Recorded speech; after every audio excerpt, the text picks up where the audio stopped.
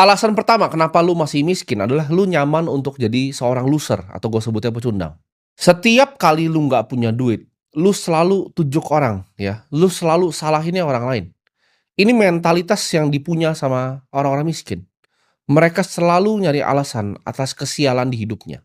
Ketika mereka nggak punya duit, mereka salahin, "Oh, bosnya kurang gaji mereka." Ketika mereka nggak punya duit, mereka salahin pemerintah, "Oh, kenapa bikin kebijakan seperti ini?"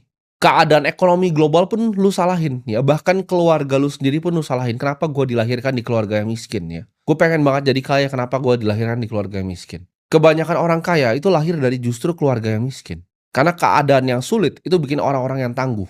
Semua orang ya dan semua hal lu salahkan atas diri lu yang nggak bisa kerja keras. Padahal sebenarnya kalau kita mau lihat ya, lu yang sebenarnya nggak becus dan nggak punya skill.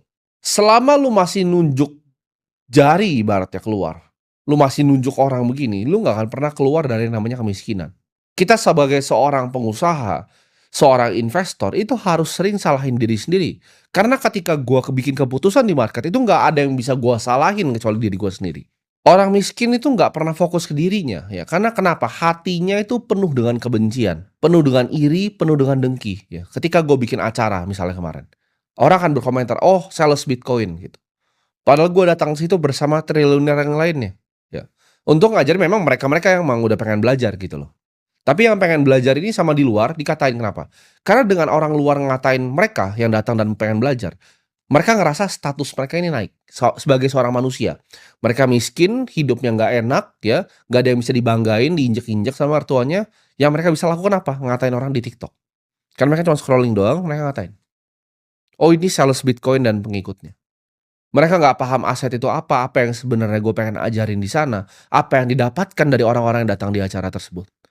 Mereka nggak peduli, mereka mau nyalain semuanya kecuali diri mereka, ya. Iri dengkinya besar sekali dan kebenciannya luar biasa terhadap hidup dan dunia dan bahkan benci sama dirinya sendiri. Makanya gue kasihan kadang kalau lihat orang seperti itu. Kalau miskin mintanya bansos dan paling hobi nyalain orang lain.